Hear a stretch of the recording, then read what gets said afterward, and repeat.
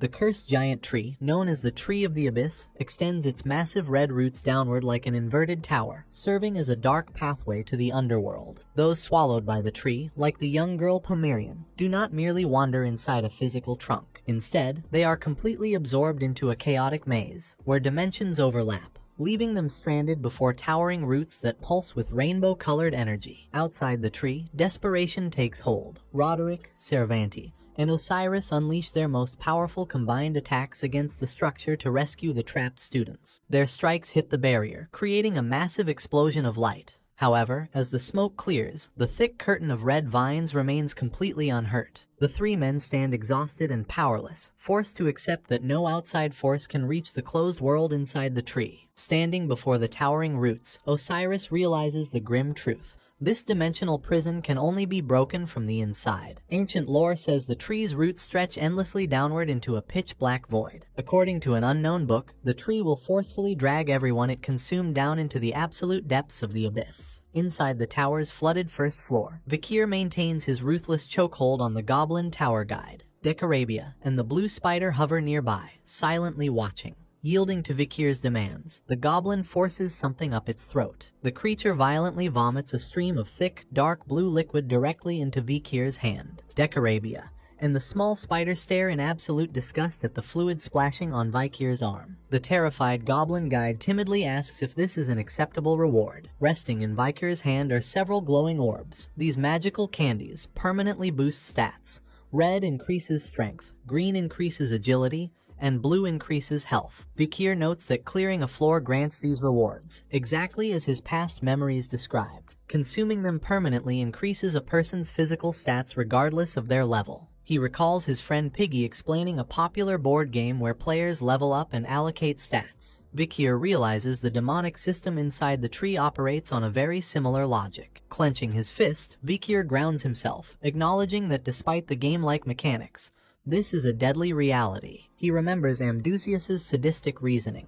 Believing betrayal and ugliness are humanity's true essence, the demon created this twisted stage to prove a point. The Abyss Tree was designed to trap people and maximize their violent traits, treating them as sacrifices to grow its own power for the era of destruction. Vikir reflects on his past actions, realizing he hid his true identity as the Night Hound precisely to prevent this disaster before the demons noticed his interference. Accepting that his efforts were in vain, he focuses on the present problem and wonders where the other trapped academy students are. Vikir raises a threatening fist, prompting the panicked goblin to frantically stutter that it truly does not know where the others are. The trembling guide explains the space inside the tree is distorted. Trapped students might randomly encounter each other on lower floors, or never cross paths at all. Vikir glares sharply at the fairy, sensing the creature is not lying about the tower's mechanics. The guide reveals a crucial rule. If even a single person reaches the bottom and escapes, everyone trapped inside will be freed, whether they survived or died. Because of this absolute rule, participants only have two options: helplessly wait for someone else to escape, or fight to become the single savior themselves. Vikir knows this choice is a nearly impossible task designed by a malicious demon to foster despair. In his past life, there was only one reason the students managed to escape this prison, which allowed the memoirs holding the tower's secrets to be written. That miracle was entirely due to Camus Morgue, an unpredictable, rule-breaking genius who defied Amdusius' expectations and eventually became the iron-blooded empress. However, Camus avoided the bracelet trap outside, meaning the genius who saved them in the past is not here to save them now. Vikir thinks about his classmates, Piggy, Tudor, Sancho, Bianca, Dolores, and Sinclair.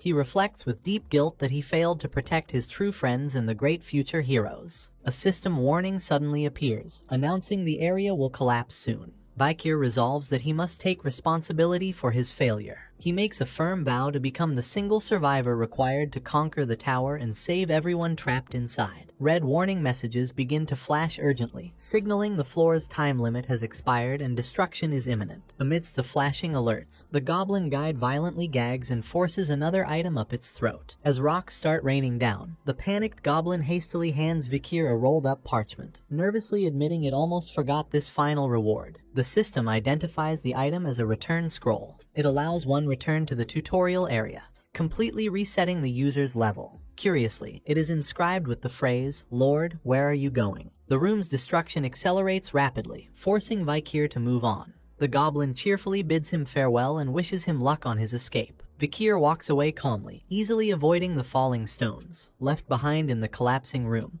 The goblin guide flashes a sinister smile. A system notification confirms Vikir left the tutorial zone. His status updates, showing incredibly high base stats despite being only level 1, and reveals he earned a new title. His new title, Sewer Rat Hunter, grants bonus damage against rats and permanently extends the duration of status ailments he inflicts, like bleeding, burns, and poison. On the second floor, known as the Familiar Land, a desolate courtyard centers around a massive dead tree and ruined buildings. Vikir steps onto the cracked stone, immediately recognizing the landscape. Now wearing his academy uniform, Vikir surveys the area with the little spider. He realizes with shock that he is standing in a ruined replica of Colosseo Academy. Decarabia explains that Amdusius swallowed parts of the real world to feed the Abyss Tree. The consumed environment has become a physical part of the tower. A glowing system interface suddenly appears, directing all 108 students who survived the tutorial to gather at the central plaza. Decarabia remarks this is a perfect opportunity to find his friends. However, thinking about the forced gathering, Vikir gets a dreadful premonition about what might be happening. At the ruined plaza, surviving students gather in panic and confusion. They are terrified by the environment and complain about the horrifying ordeal of surviving the tutorial floor. Decarabia notes that Vikir's roommates are nowhere to be seen, bluntly suggesting they might have died.